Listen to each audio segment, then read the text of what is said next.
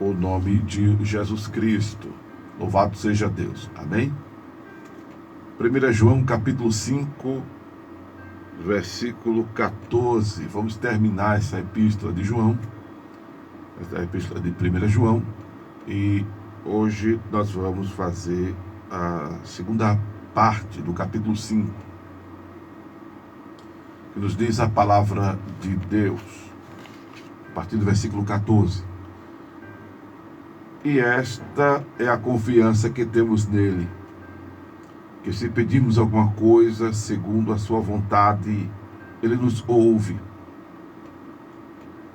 E se sabemos que nos ouve em tudo que pedimos, sabemos que alcançamos as petições que lhe fizemos. Se alguém vir seu irmão cometer pecado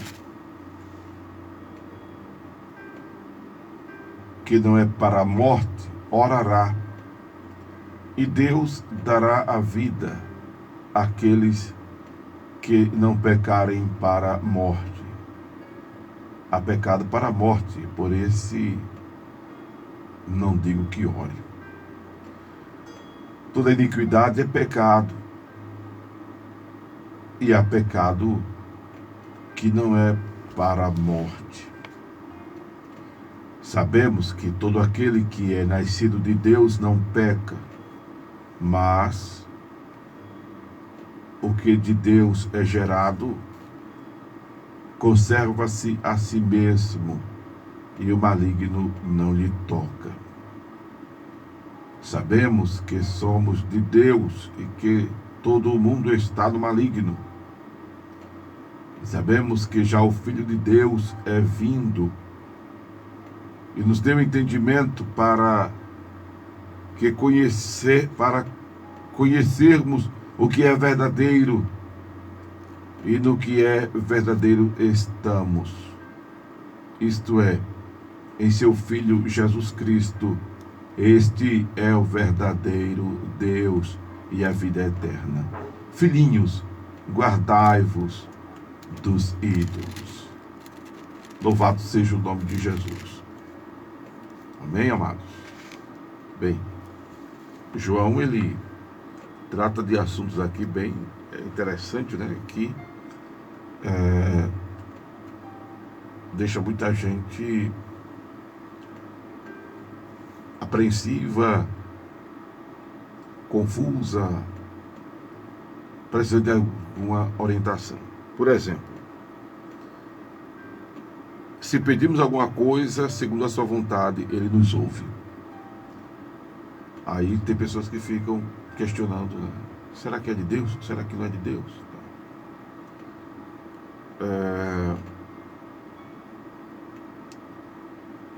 No seu evangelho, João dá uma palavra que eu quero começar por ela, explicar ou fazer essa abordagem. Devo explicar, é muita responsabilidade, né? Mas fazer essa abordagem. João capítulo 9, verso de número 31.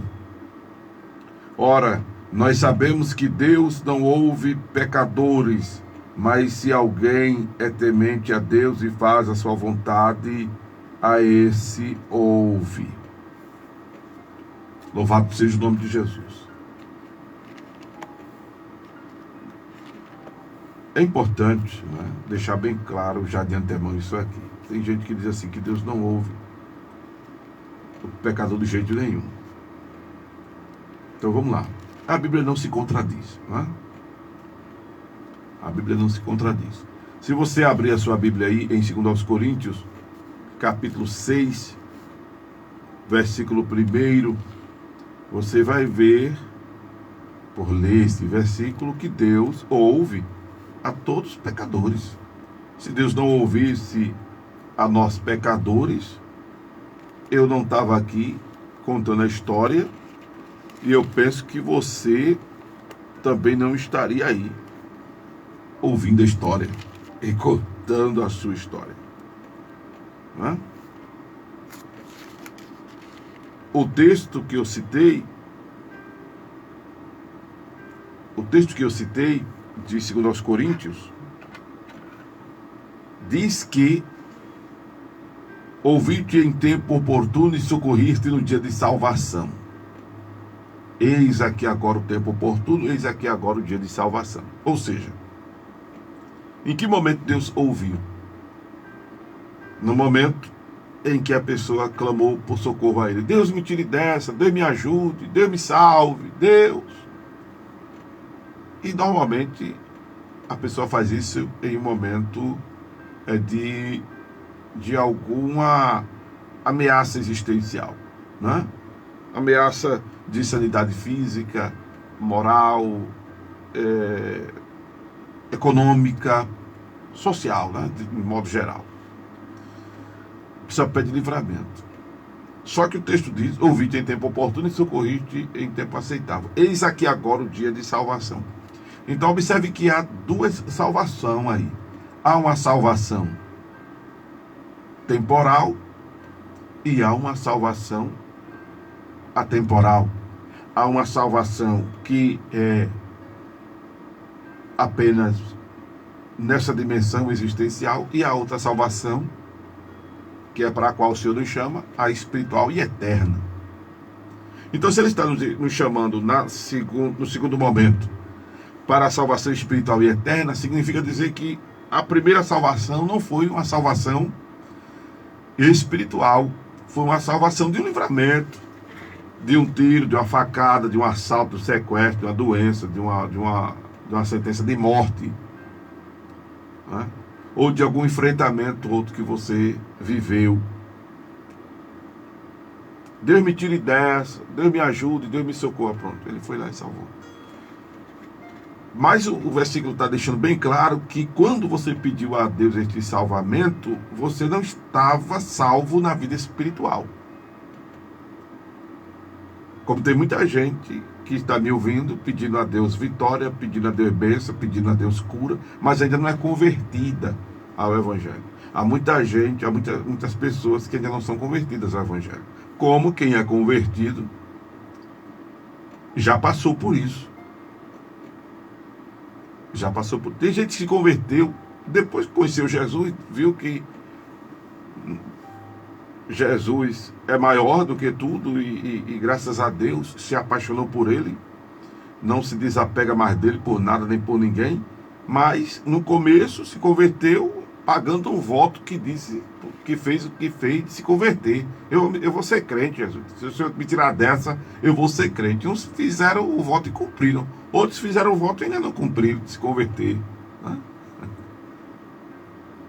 Outros disseram: quando o Senhor me der vitória, eu vou me converter, e ainda não se converteram. Bom, o que eu quero mostrar é que quando Deus ouviu você da primeira vez, e está ouvindo você aí,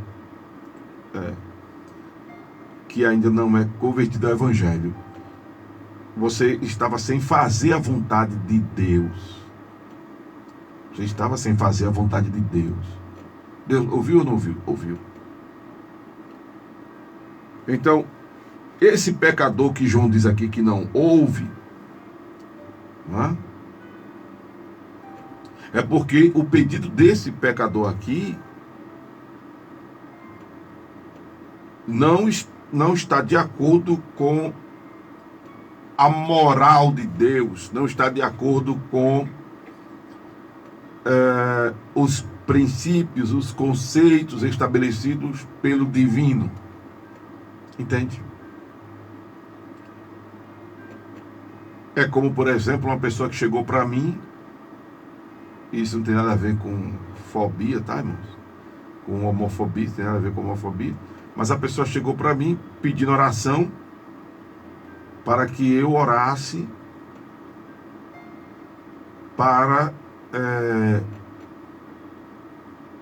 um casamento ser desfeito, e nesse divórcio, né, a mulher ficasse com essa outra pessoa que me pediu oração, que por sinal também era uma mulher. Então veja que Deus não ia ouvir a minha oração em função de eu pedir a Ele para Ele destruir um casamento. Entende? Princípios que não se coadunam com os princípios divinos. São essas orações que Deus não ouve. O pessoal tem inventado aí um negócio de oração ao contrário. Oração para mim ao contrário é macumba, no sentido bruxaria, no sentido assim negativo da coisa. Né? Oração ao contrário, não existe oração ao contrário. Por que oração ao contrário? Senhor, apagar a luz, meu Deus do céu. Por que oração ao contrário? Senhor, faz essa pessoa que está andando cair. Senhor, faz essa pessoa ser infeliz. Você acha que Deus vai perder tempo em escutar isso? Isso não passa nem dos lábios. Não passa. Não vamos nem perder tempo discutindo isso. Qual é a oração que Deus não ouve? É aquela oração que contraria os seus princípios. Se alguém é temente a Deus e faz a sua vontade, a esse ouve. A vontade de Deus no sentido de estar pedindo o que está dentro das normas morais de Deus. É possível Deus ouvir. Aliás, Deus ouve, mas é possível Deus responder.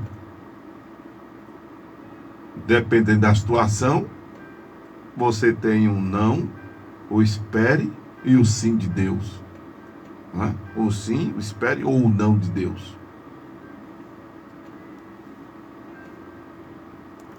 Não somos impedidos de expressar o nosso desejo.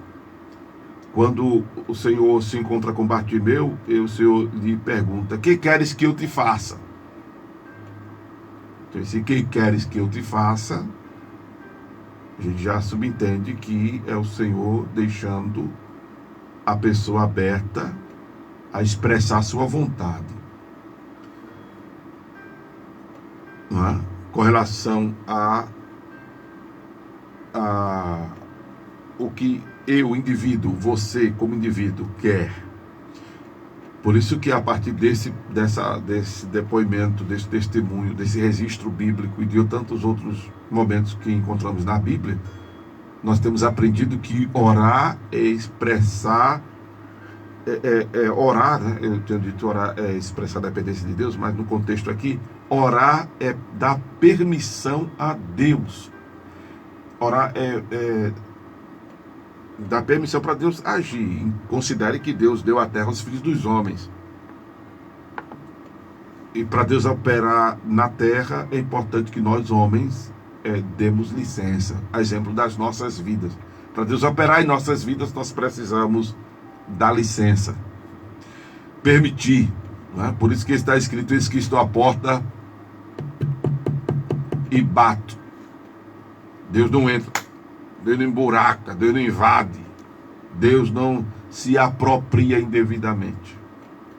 Eis que estou à porta e bato. Se ouvir minha voz e abrir o coração, eu entro, ceio com você e você ceiará comigo. Para Deus atuar na tua vida, tu tens que dar permissão. Para Deus operar na tua vida, tu tens que dar permissão. No teu ambiente, no que é teu. No que é teu, o que é teu é teu. A tua vida é tua. A tua casa é tua. O ambiente que tu estás pertence a ti, o domínio do momento ali, do ambiente. Quando você está orando por alguém, é importante que esse alguém também dê permissão a Deus. Não é porque você está orando por alguém que o resultado vai ser positivo. Não é que Deus não esteja ouvindo, não é que Deus não possa, não. É a questão da pessoa dar lugar. A pessoa deixar Deus trabalhar na vida dela. Isso em qualquer circunstância. Porque Deus não pode negar-se a si mesmo. Ou seja, entre tantas coisas, Deus não pode mentir. E como aspecto de Deus não negar-se a si mesmo, é Deus, por exemplo, anular o livre-arbítrio. Deus não anula o livre-arbítrio de ninguém. Por isso que para Deus operar em nossas vidas, nós precisamos dar lugar.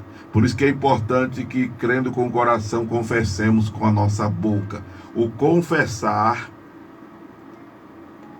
é expressar para Deus esta permissão. É importante entender isto. Então é importante considerar que nem toda oração será respondida como nós queremos que elas sejam respondidas. Não é? Isso não significa que Deus não está ouvindo, que Deus não está operando, que Deus não está fazendo nada. Mas como o objeto de nossa oração é um ser humano e tem vontade, aí vai depender muito deste ser humano. Isso responde a você que está orando pelo filho, pelo marido, pela esposa, pelo amigo, pelo conhecido, pelo vizinho, né? Que está no caminho errado, que está fazendo a coisa errada. Aí você está orando para a pessoa sair disso. Aí Deus está operando, Deus fala com esta pessoa, Deus aborda esta pessoa, mas o resultado final vai ser a resposta que esta pessoa dará. Continua orando, porque Deus continua fazendo, operando. Não é? Porque é importante corrigir esse ditado evangélico, né, que quem não vem pelo amor, vem pela dor. Tem gente que nem pela dor vem. Né? Tem gente que nem pela dor chega. Tem gente que é difícil. Tem ser humano que é difícil. Né? A prova tanta é que em Gênesis, capítulo 6, o Senhor diz a Noé: não contenderá para sempre o meu espírito com o homem, porque este é carnal. Então chega um momento de resistência tão grande, não é? Que aí até a graça de Deus tem limite. Já ouviu dizer que a porta da graça um dia se fechará? Pronto, é o esgotamento da paciência de Deus. Não é? Pois bem, quando orarmos, Jesus nos ensinou que também devemos orar ao Pai em o nome de Jesus. Tudo que pedis ao Pai, em oração crendo, recebereis. Agora é importante considerar essas nuances que eu acabei de mencionar. Considerar essas nuances. Não uma questão meritória. Deus, se tu vê que eu mereço, não ora assim não, porque, para bem da verdade, é que para nós ninguém merece nada. Não é porque, ó Deus, segundo a unção que eu recebi, a ordenação ministerial que eu recebi, eu te peço, não, isso também não adianta de nada. Tem que pedir ao Pai em nome de Jesus. Eu estou dizendo isso porque já escutei muita gente orando assim, né? Segundo a ordenação que eu recebi, grande coisa. Recebi isso para ser servo, não foi para te dar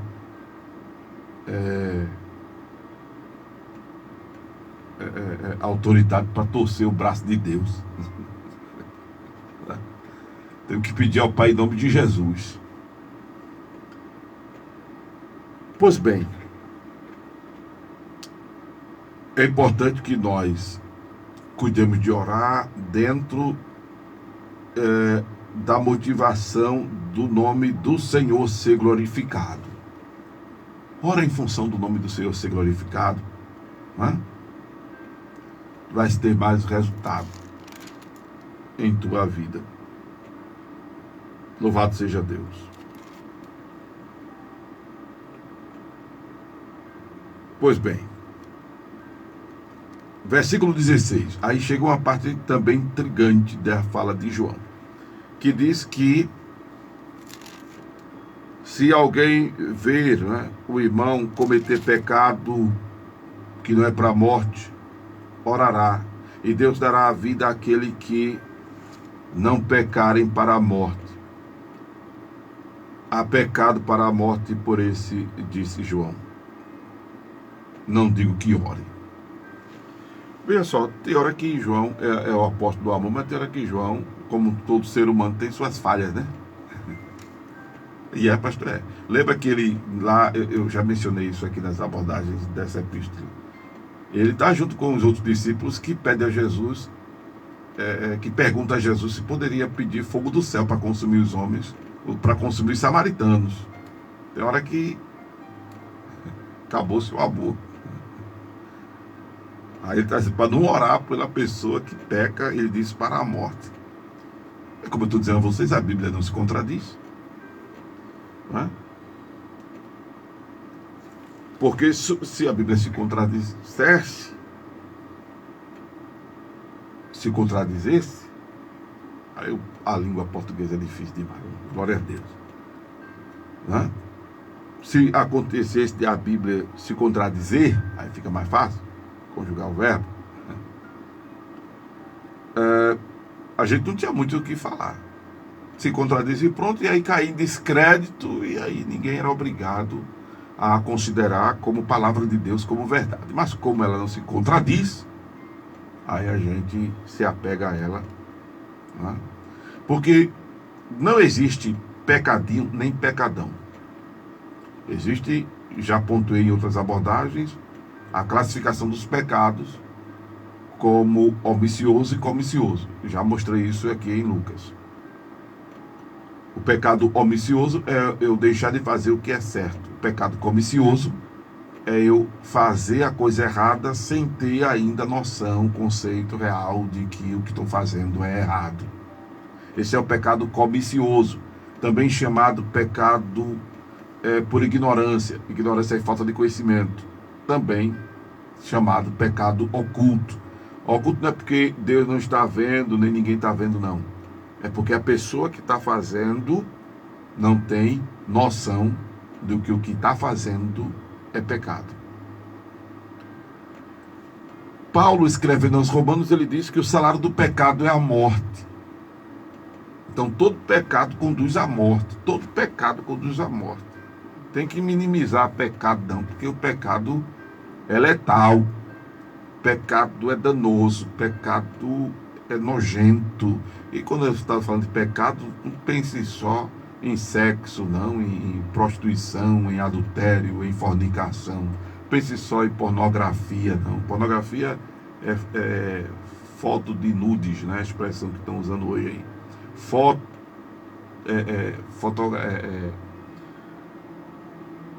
Pornografia, né? Pornografia, grafia de foto, né? Foto impressa. Então não só pense que pecado é essa área voltada para sexo, não. Né? Se você ler Gálatas capítulo 5, versículo 20 e 21, vai ver aí quais são as obras da carne, de inimizade, porfia, contenda, tem um monte de coisa, idolatria, feitiçaria, inimizade, tudo, um monte de coisa é pecado, um monte de coisa. Não é? Então tudo isso gera morte. Que morte? A morte espiritual. Morte espiritual é distanciamento de Deus. Aquilo que ele disse lá no Éden a Adão. Se ele comesse da árvore da ciência do bem e do mal, ele morreria. O Senhor diz, se ele comesse do fruto da árvore que estava no jardim, ele morreria. Não é?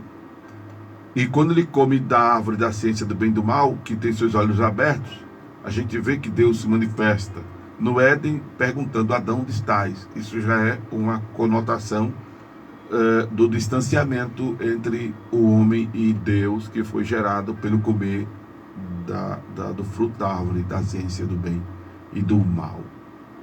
Morte espiritual é distanciamento de Deus. E todo pecado nos leva a nos distanciarmos de Deus. Todo pecado leva-nos a distanciarmos de Deus. E o salário do pecado é a morte. Quando João se refere a não orar pelo que peca para a morte, eu me lembro de uma situação que Paulo encontrou lá em Coríntios. uma situação incestuosa. Era um rapaz que passou a namorar com a mulher do seu pai. Ela era sua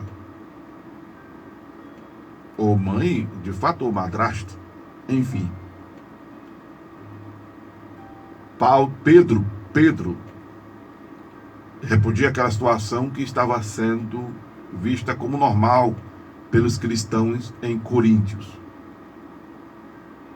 E aí ele usa uma expressão lá bem forte, porque parece que o rapaz não queria ser orientado, aconselhado, não queria acatar a orientação que lhe fora dada. Aí Paulo diz que ele fosse entregue a Satanás. É uma expressão bem forte, é uma hipérbole na língua portuguesa, né? É um exagero. Voltando ainda para o Novo Testamento, ou continuando no Novo Testamento, claro, mas subindo aí para os Evangelhos, Jesus diz, se você vê o irmão fazendo alguma coisa errada, você vai a ele conversar com ele. Se você tiver intimidade, você vai a ele, né? Se não tiver, eu aconselho que você ore à distância. Mas se você puder, chega para o irmão, esse caminho já tem que ir com muito jeito, né? Porque primeiro a pessoa vai lhe dar uma lapada, tipo, o que é que tu tem a ver com a minha vida, né? Faz o teu, né? Enfim. Mas se você chegar com jeito, a probabilidade é supostamente menor de um fora, até uma agressão, né? Mas Jesus manda que, mas aí veja o contexto, o irmão. Se é irmão, então já existe um vínculo, né? Não é irmão sanguíneo apenas. É irmão da fé, irmão da congregação. Há um vínculo espiritual, de certa forma. Aí você chega para a pessoa e conversa. Irmão, vamos trilhar um outro caminho, né? Esse caminho que tu estás trilhando, ele vai ser prejudicial para você, tal. Aí o irmão não quer lhe ouvir. Aí Jesus disse que você procura outra pessoa. Agora preste atenção, tá? Tudo isso tem que ser muito filtro. Chama outra pessoa que também não seja uma pessoa fofoqueira, que não seja uma pessoa dedo duro, que não seja um entregão, enfim, uma pessoa que seja de Deus, acolhedora, igual você, acolhedora, tá? Uma pessoa que ama, uma pessoa que intercede, uma pessoa que não difama ninguém, uma pessoa que, enfim, leva para o túmulo os segredos que lhe contam. Tem que procurar outra pessoa assim. Só estou dando algumas características de como deve ser essa pessoa, né? Porque se procurar, meu filho, algumas pessoas que eu conheço, misericórdia, no outro dia a torcida do Santa Cruz está sabendo o que o Caba fez, o que a irmã fez. Não pode procurar uma pessoa assim, né? Que quando morrer tem que ter 2 caixões, um para o corpo e outro para a língua. Não pode procurar uma pessoa assim, não. Tem que ser uma pessoa, né? Louvado seja o nome do Senhor Jesus. Tem gente que quando morrer tem que ser 2 caixão, um para o corpo e outro para a língua. Essa foi forte, né? Aí aqui a gente prega chorando, rindo, é uma brincadeira, é uma benção. Aí o que acontece? Tem que procurar uma pessoa assim, que é acolhedora, aquela pessoa sincera, tal, que leva para o túmulo o segredo da pessoa, né? Pessoa de confiança. Irmão, vamos conversar com fulano, o que? Não, vamos conversar com ele. Aí levou 2 pessoas. Aí o irmão não aceitou o conselho. Aí Jesus disse, então leva-o à igreja, né? Já é uma situação mais realmente complicada. Aí mesmo assim, ele não quer ouvir ninguém. Ele não quer conselho de ninguém. Ele se acha o certo. Ele se acha o Ah, não estou fazendo nada demais. Eu não estou fazendo nada demais. Estou certo. É a minha vida. Eu não sei o que. Lá. Aí Jesus disse o seguinte: que ele deve ser. Deixa eu até ler aqui, né, com vocês essa expressão. Ele deve ser tratado como gentio ou publicano. Ele deve ser tratado como gentio ou publicano. Hã? Ele já não deve ser mais considerado um membro do corpo de Cristo. Bem, ele também não é para ser expulso, né, da congregação. Eu discordo. Eu já escutei relatório de pessoas que disseram assim: rapaz, eu fui expulso da denominação, da igreja. Misericórdia. Também não é para isso, né? Eu penso que igreja, aliás, eu penso não. A palavra de Deus nos mostra, até falei disso aqui dia desses. Igreja é lugar de acolhimento, né? Igreja é lugar de aceitação. Falei disso aqui esses dias.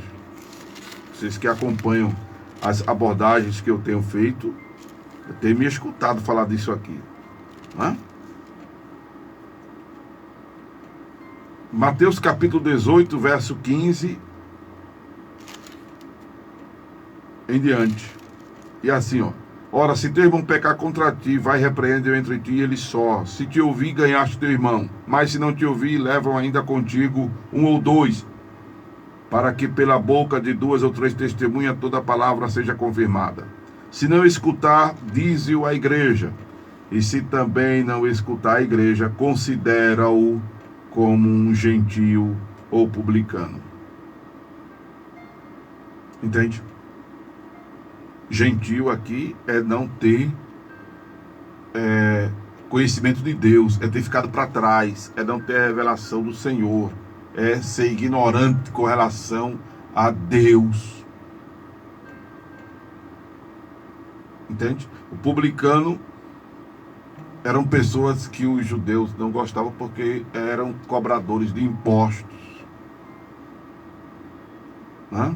Então, era um pessoal que era visto assim com uma certa indiferença,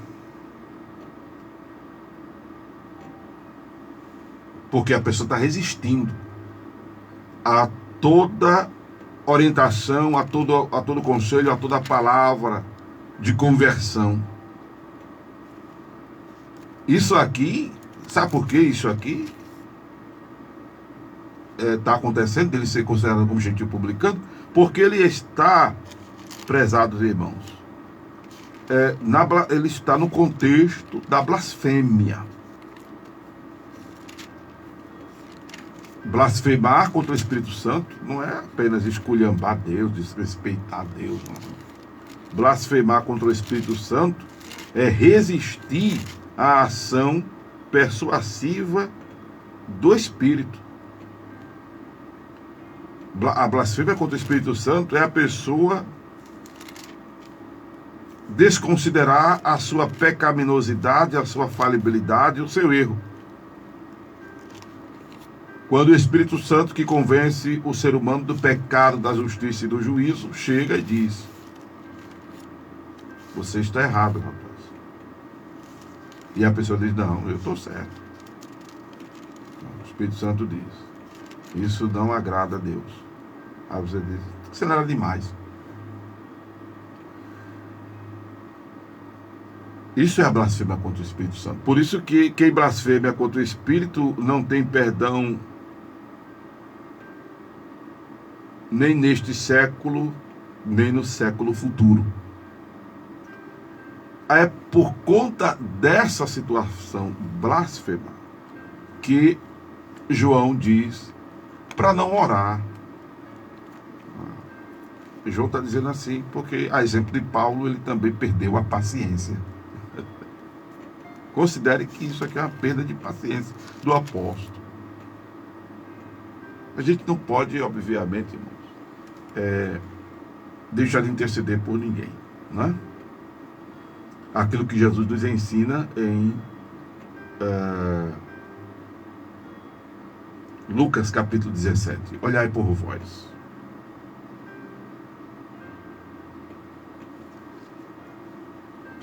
Toda iniquidade é pecado, e há pecado que não é para a morte. Por quê? O que ele considera aqui que é pecado para a morte é a blasfêmia. Não é? Porque aí é a pessoa não ceder ao Espírito Santo. Se a pessoa não ceder ao Espírito Santo, ela vai ceder a quem para mudar? Para se converter, para se arrepender, para se retratar, para se corrigir. A pessoa não ouvir o Espírito Santo, vai ouvir a quem? Se só é o Espírito Santo que faz isso. Por isso que o nome dele é Espírito Santo, que é Deus operando em santidade. É Deus nos chamando para nos afastarmos do pecado, e quando nos lambuzamos no pecado, Deus nos chamando para nos purificarmos dessa sujeira.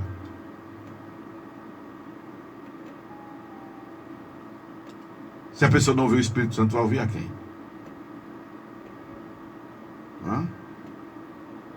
Mas entenda que todo pecado é danoso. E não existe pecadinho nem pecadão. Sabemos que todo aquele que é nascido de Deus não peca, mas o que é de Deus é gerado. Aí você diz, então eu não sou nascido de Deus, pastor, porque eu continuo pecando.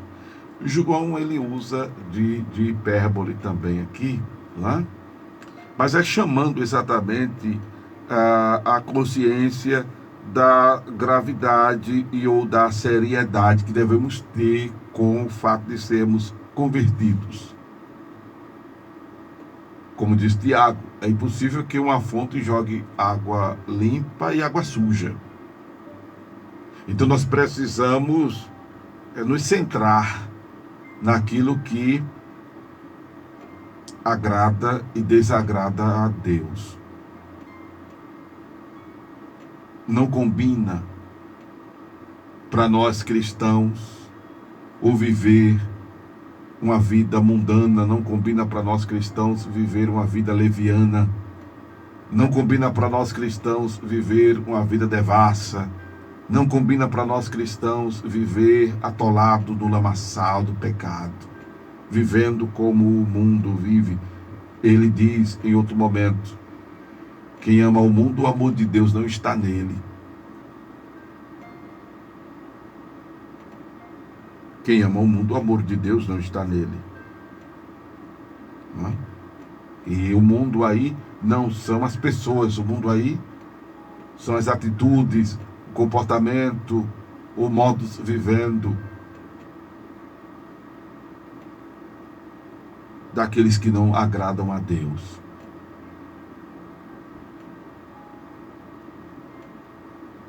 Então é importante considerar isso, entender essa linguagem de João, que se assemelha, porque observe, quando Deus fala de santidade, Deus não entra com arrudeio não, ele diz logo assim o seguinte: sede santo como eu sou santo. Bom, dá para tu? Bom, Deus já entra assim, não tem mais, tem arrudeio não, é o seguinte: seja santo como eu sou santo. Aí você para de ponto, me ferrei. Como é que eu vou alcançar a santidade do divino? Não tem como, né, irmão? Não tem como. Aí, para a gente entender que é alcançável isso, chega Paulo e diz: sede meus imitadores, como eu sou de Cristo. Entende? Já para a gente perceber que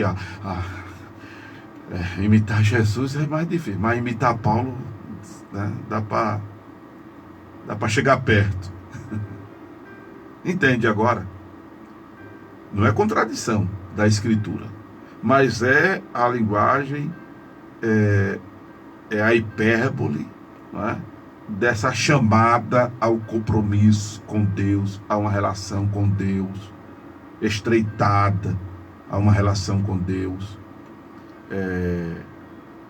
alinhada a uma relação com Deus, de maneiras que o nome dele seja glorificado através das nossas atitudes, como temos abordado nessa epístola, que amar é mais que um sentimento afetivo, amar é atitude, E quem ama a Deus procura ser-lhe agradável, guardando os seus mandamentos, vivendo o seu evangelho. Que Deus abençoe a sua vida. A gente termina hoje esta primeira epístola de João. Tá? Louvado seja o nome de Jesus. E eu espero que você tenha escutado Deus, esteja ruminando esta palavra, que é o que eu tenho feito na minha vida mais do que nunca. E nós possamos dar frutos. Ou seja, possamos corresponder positivamente, não é, a tudo isso que temos escutado. Eu que tenho lido e falado, você que deve ter lido também a Escritura comigo, e está lendo e tem me escutado, tem escutado mais do que a voz de Amaro Correia, o pastor que vos fala. Tem escutado a voz de Deus, a voz do divino.